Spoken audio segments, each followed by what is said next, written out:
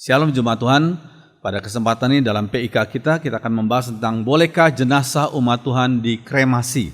Ini merupakan salah satu hal yang kontroversial di antara gereja-gereja Tuhan di Indonesia bahkan mungkin di dunia. Mari kita berdoa. Mohon Roh Kudus urapi hamba-Mu bisa menjelaskan firman dengan jelas dengan gamblang, dan setiap kami yang menonton dan mendengarnya Tuhan juga bimbing kami dengan Roh Kudus yang sama itu. Berbicara kepada kami lewat lidah hamba-Mu dalam nama Tuhan Yesus. Amin. Bolehkah jenazah umat Tuhan dikremasi? Saudara sekalian, ya, kalau kita melihat dalam definisinya, kremasi adalah proses mereduksi sisa-sisa tubuh manusia kepada campuran kimia dalam bentuk gas dan potongan tulang-tulang. Oke. Lalu hal tersebut terjadi melalui suhu tinggi dan penguapan, yaitu sekitar 760 sampai 1150 derajat Celcius selama 2 jam. Jadi tinggi sekali, ya. Penguapan, ya, melalui suhu tinggi dan penguapan, ya. Oke, saudara sekalian, sisa-sisa kremasi bukanlah dalam bentuk abu dalam pengertian biasanya, tapi sebagai pecahan-pecahan tulang yang telah dijadikan bubuk dalam suatu alat yang disebut electric cremated remains processor. Ya, jadi pecahan-pecahan tulang yang telah dijadikan bubuk dalam suatu alat yang disebut dengan electric cremated remains processor. Oke. Nah, semua peninggalan kremasi adalah tulang kering yang sudah hancur, ya. Kebanyakan kalsium fosfat dan sebagian kecil mineral. Ini sebagai gambarnya, ya. Dan warnanya biasanya abu-abu muda. Ya. Oke. Nah, pandangan teologis tentang kremasi, ya, saya akan membahas pandangan teologis saja. Ya, bukan hal yang praktis tapi pandangan teologis saja. Karena hal ini merupakan hal yang fundamental. Kalau pandangan teologi kita benar sesuai dengan kebenaran firman Tuhan, maka kita bisa tahu bagaimana kita harus bersikap. Ya. Oke. Bilangan 16 ayat 35 dikatakan lagi, keluarlah api berasal daripada Tuhan, lalu memakan habis ke 250 orang yang mempersembahkan ukupan itu. Jadi ini merupakan salah satu pihak api pembakaran orang yang berdosa, yang bersalah, ya, teguran Tuhan. Itu merupakan makna pertama dari semacam makna dibakarnya seseorang dengan api itu. Itu makna pertama, ya. Bilangan 16 ayat 35. Lalu 1 Raja 16 ayat 18 dikatakan, segera sesudah Zimri melihat bahwa kota itu telah direbut, masuklah ia ke dalam puri istana raja, lalu membakar istana raja itu, sedang ia sendiri ada di dalamnya dan ia mati. Jadi kremasi, dia mengkremasi dirinya, ya, dengan cara membakar istana raja dan dia di dalamnya. Ya, dan Zimri adalah seorang raja yang terkenal jahat. Jadi ini makna pertama yang oleh sebagian gereja disebut sebagai konotasi yang negatif kremasi itu, ya. Oke, di lain pihak, api juga menunjuk pada hal yang sangat positif, sangat positif. Tadi kita lihat 2 ayat, ada banyak ayat lagi, ya, tapi 2 ayat saja, seperti konotasinya negatif. Tapi sekarang justru malah sangat positif, ya, api itu, ya. Ya, dan tampaklah kepada mereka lidah-lidah seperti nyala api yang bertebaran dan hinggap pada mereka masing-masing. Itu peristiwa Pentakosta. Sangat positif, ya, sangat positif. Sekalian, ya, api di sini simbol dari kuasa Roh Kudus yang memberi kekuatan, energi, ya, kuasa, power, ya, dan pengudusan. Seorang kalau mau minum air supaya bebas dari bakteri, ya direbus dulu, ya. Memang api itu simbol daripada menuju pada pengudusan. Jadi itu merupakan api itu mempunyai konotasi yang sangat positif, karena ketika Pentakosta Roh Kudus dinyatakan, diberikan kepada semua murid Tuhan yang berdoa, dan tampaklah kepada mereka lidah-lidah seperti nyala api. Oke. Kemudian, pada satu pihak penguburan adalah cara untuk menghormati jenazah. Cara untuk menghormati jenazah. Ya, pada satu pihak. Ya. Keluaran 15 ayat 15 dikatakan, tapi engkau akan pergi kepada nenek moyangmu dengan sejahtera, engkau akan dikuburkan pada waktu telah putih rambutmu. Ini adalah firman Tuhan kepada Abraham, bapa orang beriman. Jadi Abraham adalah seorang tokoh, bapa orang beriman. Dia seorang yang dihormati, sangat dihormati, dan jenazahnya dikuburkan. Itu oleh sebagian orang, sebagian gereja ditekankan sekali itu.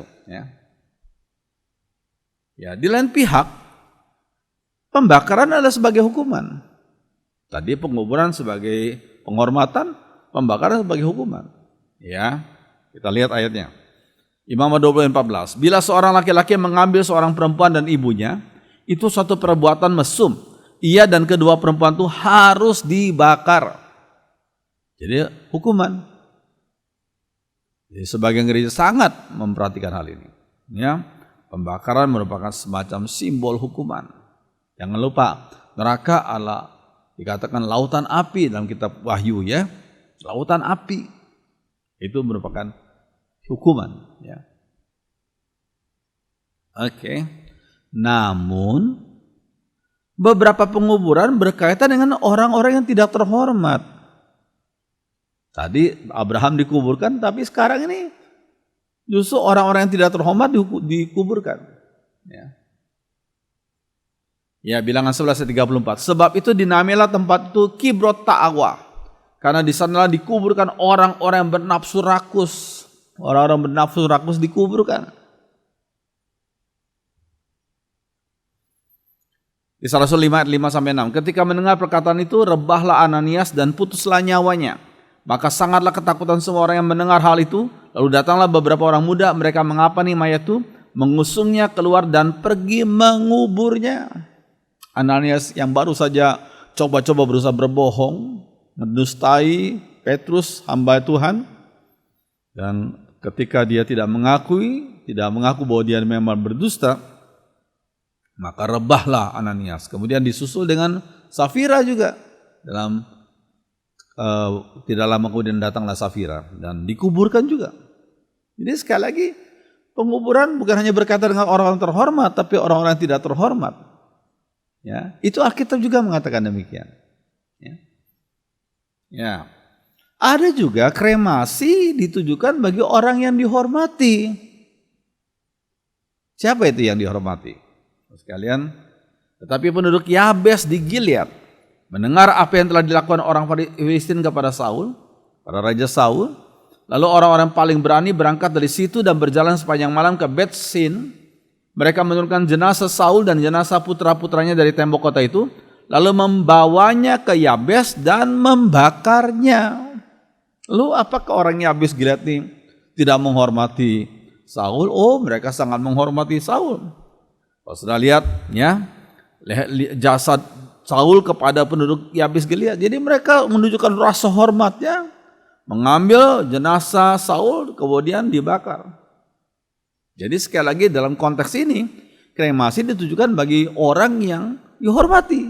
Konteksnya adalah penduduk Yabes Gilead yang sudah banyak ditolong oleh Raja Saul.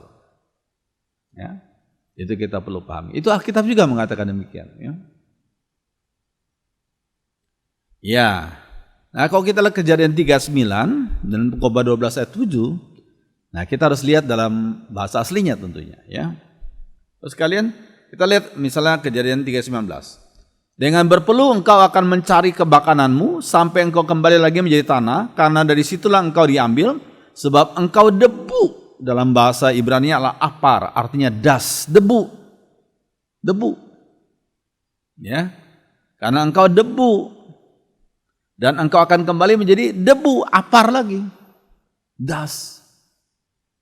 Ya. Jadi kalau sebagian orang berkata, kalau kita dikuburkan kita kembali ke menjadi tanah. Justru dalam konteks Kejadian 3:19 dikatakan debu. Engkau berasal dari debu akan kembali menjadi debu. Apar artinya dust itu. Ya, bukan semacam tanah, ya, bukan, tapi dikatakan debu. Ya. Sekalian, nah, dengan Pengkhotbah 12 ayat 7, dan debu kembali menjadi tanah seperti semula dan roh kembali kepada Allah yang mengaruniakannya. Nah, kata debu kembali menjadi tanah. Tapi kalau kita membaca dalam terjemahan sehari-hari dikatakan tubuh kita akan kembali menjadi debu, menjadi apar di bumi. Nafas kehidupan kita akan kembali kepada Allah. Debu. Ya. Tidak ada tanah di situ, tapi debu, apar. Ya. Oke, sekalian. Nah, jadi kalau saya sibukkan, sebenarnya nggak ada larangan kremasi dalam Alkitab, nggak ada. Nggak ada larangan kremasi dalam Alkitab. Ingat, pembakaran adalah cara yang dipakai untuk korban bagi Tuhan. Itu kita harus ingat. Ya, ada konotasi yang positif, sangat positif. Karena Tuhan ketika dalam Perjanjian Lama, ya, korban bakaran itu ya korban itu harus dibakar. Ya. Sekalian kalau kita lihat Keluaran 29 ayat 18. Kemudian haruslah kau bakar seluruh domba jantan itu di atas mezbah. Itulah korban bakaran, suatu persembahan yang harum bagi Tuhan, yakni suatu korban api-apian bagi Tuhan. Jadi ini konotasinya positif, masalah pembakaran ini. Ya. Oke, sekalian. Nah, kita perlu ingat, karena sebagian orang Kristen berkata, kalau seorang jenazah dibakar nggak akan dibangkitkan, hanya yang ditanam, maksudnya yang dikuburkan yang dibangkitkan. Sebenarnya tidak benar, sekalian. Kalau kita baca Wahyu 20 ayat 12 sampai 13, sekalian. Nah, dan saya di dalam terjemahan sehari-hari ya, melihat orang-orang mati besar kecil berdiri di depan tahta itu, maka buku-buku pun dibukalah. Lalu hukuman dijatuhkan ke atas orang mati, setimpal dengan perbuatan mereka menurut yang tercatat dalam buku-buku itu. Lalu laut menyerahkan orang-orang mati yang ada dalamnya. Jadi ada yang mungkin yang dimakan ikan, meledak waktu kapal terbakar, ya, terbelah, ya. Semua yang pernah mati di dalam laut, ya, baik itu kena ledakan, kena bom, atau dimakan ikan, ya. Semua orang yang pernah mati di dalam laut akan diserahkan pada waktu kebangkitan kembali, kebangkitan tubuh ketika Yesus datang kedua kali. Maut dan alam maut pun menyerahkan orang-orang mati yang ada padanya. Dan orang-orang mati itu semuanya dijatuhi hukuman setimpal dengan perbuatan mereka. Jadi saudara sekalian, jadi kalau kita membaca firman Tuhan, sebenarnya siapa saja yang pernah hidup di dunia ini, karena Tuhan mencatat dalam buku yang Tuhan nggak pernah akan ketinggalan satu nama pun yang pernah hidup di dunia. Entah itu yang meninggalnya dikubur, yang meninggalnya dibakar, yang meninggalnya dimakan ikan atau dimakan apa, burung atau gimana, atau meledak. Nah, seperti ambil contoh peristiwa WTC itu, gedung kembar yang ditabrakan oleh pesawat tuh sampai terbakar, sampai ribuan orang mati. Itu kan seperti mereka dikremasi kan? Apakah mereka tidak akan mendapatkan kebangkitan pada hari kedatangan Yesus yang kedua? Ya tentunya dibangkitkan. Nah, kita perlu paham itu. Nah, saudara sekalian, kebangkitan akan terjadi pada semua manusia, khususnya umat Tuhan. Ya, sekalian.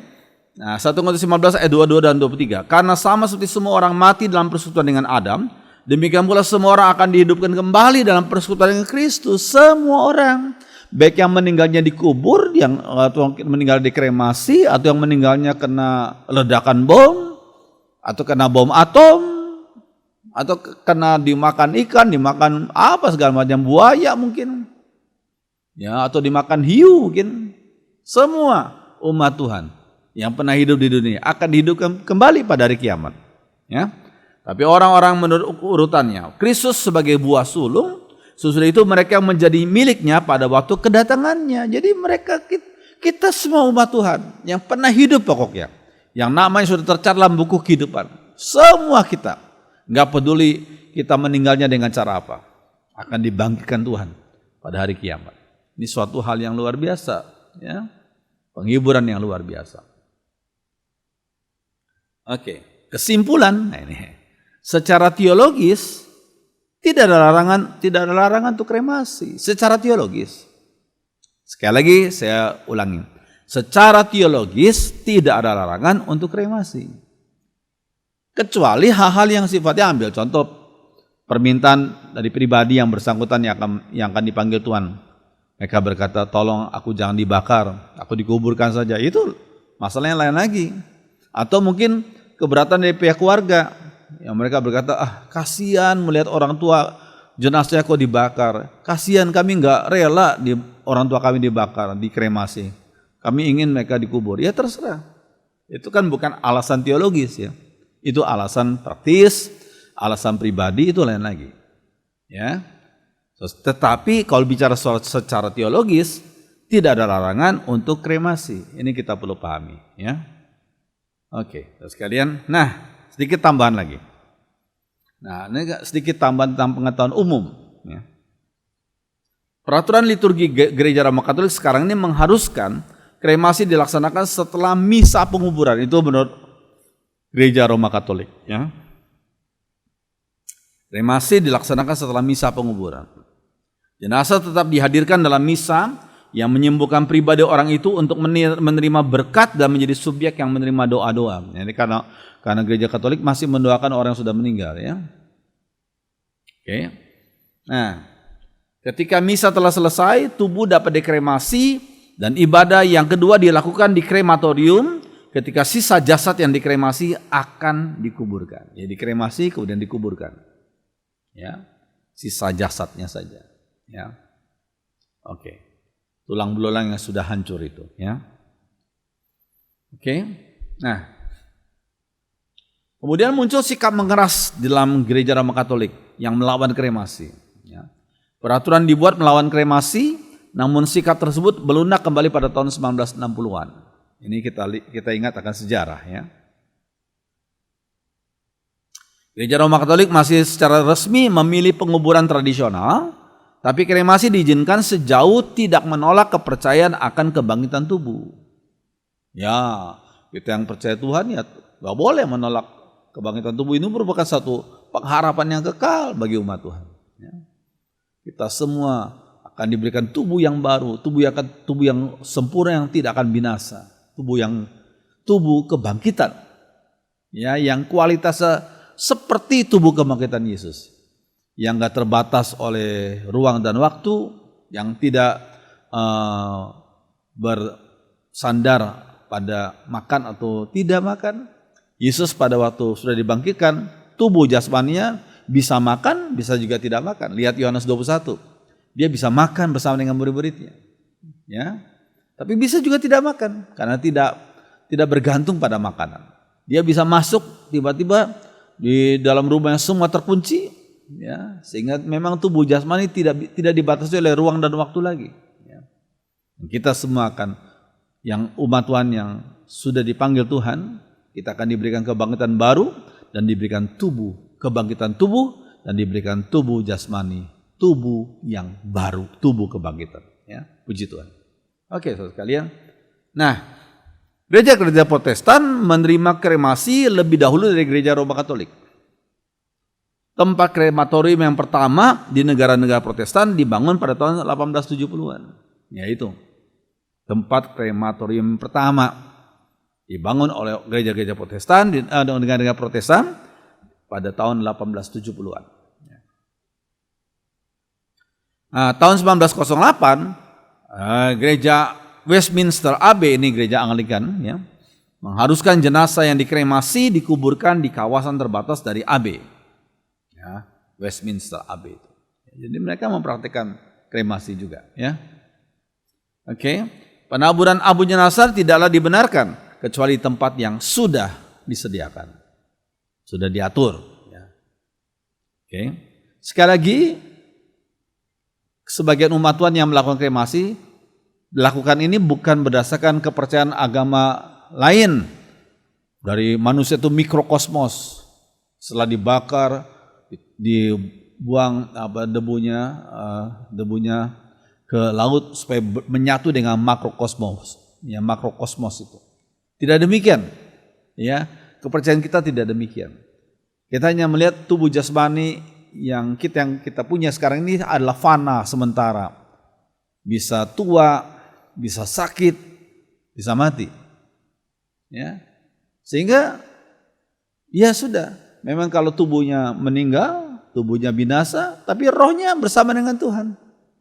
Nanti pada hari kiamat, setiap umat Tuhan, setiap manusia yang lain akan diberikan tubuh yang baru, tubuh kebangkitan. Tapi umat Tuhan diberikan tubuh kebangkitan dan akan menerima kemuliaan kekal bersama dengan Tuhan di Yerusalem baru. Ya, ini suatu hal yang penting. Oke. Nah, sebagian gereja menyediakan taman untuk mengingat, in remembrance atau memorial gitu ya, sebagai tempat untuk menaburkan abu jenazah. Oke, ya. Ya, gereja Eastern Orthodox dan Oriental Orthodox melarang kremasi. Itu mereka punya pandangan, ya, mereka melarang, ya. Secara ortodoks kremasi ditolak karena dogma kebangkitan umum, gitu. Karena mereka pikir kalau dikremasi nggak dapat kebangkitan tubuh, ya padahal tidak demikian, ya. Oke. Namun pengecualian tidak dapat dihindari. Misalnya jika pemerintah setempat mengharuskannya atau ada epidemi. Jadi mereka juga ada pengecualiannya. Misalnya pada negara tertentu, pada konteks tertentu pemerintah setempat itu mengharuskan kremasi. Mungkin karena tanah kuburan sudah penuh, ya. Sehingga kalau mau dikuburkan jauh di sana, luar kota sana, ya sudah kremasi saja. Dan juga tanah kuburan begitu mahal, ya. Ya. Atau ada epidemi supaya ini tubuh jenazah yang meninggalnya karena penyakit epidemi itu ya sudah dibakar saja, biar segala virus dan bakterinya hancur, mati semua. Ya. Bapak sekalian, ada pengecualiannya. Ya. Sekalian, nah namun kremasi tidaklah dilakukan karena permintaan pribadi. Ya. Iya, sekalian, ini suatu hal yang seperti yang saya sampaikan tadi. Ya. Kalau permintaan pribadi yang akan meninggal itu berkata, tolong saya jangan dikremasi, saya dikubur saja. Itu permintaan pribadi, ya terserah saja. Ya. Oke. Nah, saudara sekalian, beberapa situasi yang memotivasi kremasi. Yang pertama terjadinya epidemik, penyakit menular yang berjangkit dengan cepat. Biasanya menjangkit di ratusan negara seperti corona COVID-19 ini ya. 200 lebih negara terjangkit penyakit yang sama. Ya. Pembakaran mayat diharuskan untuk mencegah penyebaran infeksi. Ya. Ya, ada juga karena masa perang, banyak sekali korban yang meninggal. Ya. Pada waktu orang tuh begitu jahatnya sampai semacam genosida atau apa, pembunuhan begitu banyak orang, etnis tertentu, agama tertentu, sehingga ya sudah, karena nggak ada lagi tempat pemakaman, dikremasi saja semuanya, gitu ya. Di negara yang dipengaruhi oleh Buddhisme dan Hinduisme, ya mereka memperhatikan kremasi kan, ya. Nah, harga tanah yang mahal, ya itu seperti negara-negara tertentu, misalnya Jepang, ya, Tokyo, ibu kotanya itu mahal sekali, ya. Sehingga, wah untuk mendapatkan tanah pemakaman di Tokyo itu, aduh mahal sekali. Di luar kota, ya jauh sekali, ya harga tanah yang mahal. Oke. Nah, alasan memilih kremasi, ya efisien tempatnya, efisien ya. Kemudian kremasi menyingkirkan dalam tanda kutip ya jenazah lebih cepat. Misalnya dalam konteks pandemi, ini jenazah ini dari orang yang mempunyai virus itu yang menakutkan tuh, ya cepat-cepat disingkirkan saja, cepat-cepat dibakar saja, gitu ya. Kemudian kremasi lebih sederhana daripada penguburan. Ya. Saya secara pribadi pernah memimpin upacara kremasi selama beberapa kali ya. Biasanya kalau upacara kremasi diadakan di gedung, kalau penguburan di luar gedung ya, jadi terbuka ya.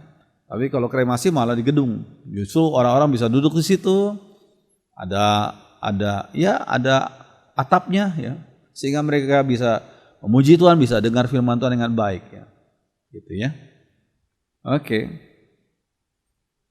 Ya, ongkosnya lebih murah dan tidak repot merawatnya kemudian.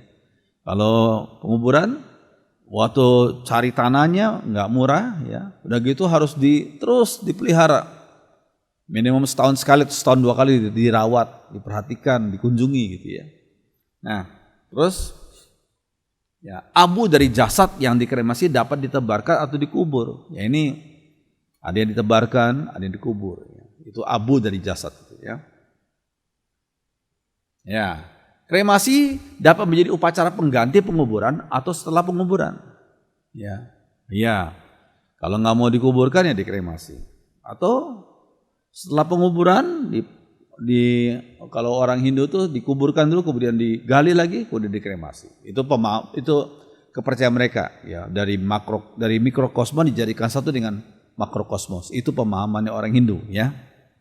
Terus sisa-sisa kremasi dapat dikuburkan, ditaruh di tempat khusus dalam krematorium, disimpan oleh pihak keluarga atau ditaburkan dengan berbagai cara dan lokasi. Ya. Jadi ada orang cuma sisa kremasi itu ditaruh di semacam buli, ya, buli yang nggak besar, ya. Kemudian ditaruh di rumah penyimpanan abu. Ya. Macam kalau di sini ada, di Semarang ada, di Ambarawa ada, dan tempat lain ada, ya. Sehingga lebih irit, ya, satu buli-buli saja, ya. Kemudian, ya, biar apa yang kita sudah pelajari, sekali lagi saya simpulkan, secara teologis, menurut pemahaman saya, tidak ada larangan umat Tuhan melakukan kremasi, ya, karena tubuh ini sementara, tubuh ini fana, ya. Kalau sudah dipanggil Tuhan, ya sudah dimakamkan atau dikremasi. Tapi yang penting rohnya sudah bersama dengan Tuhan di surga. Nanti pada hari kiamat Tuhan akan memberikan kebangkitan tubuh. Sehingga Tuhan memberikan tubuh kebangkitan yang sempurna, yang kekal. Ya, itu yang kita sama-sama rindukan. Biarlah apa yang kita sudah pelajari pada saat ini menjadi berkat dan membimbing kita untuk kita mempunyai pemahaman yang alkitabiah. Mari kita berdoa. Hamba-Mu sudah menjelaskan firman Tuhan, biar Roh Kudus bimbing setiap kami yang mendengar dan menontonnya kepada pemahaman yang benar.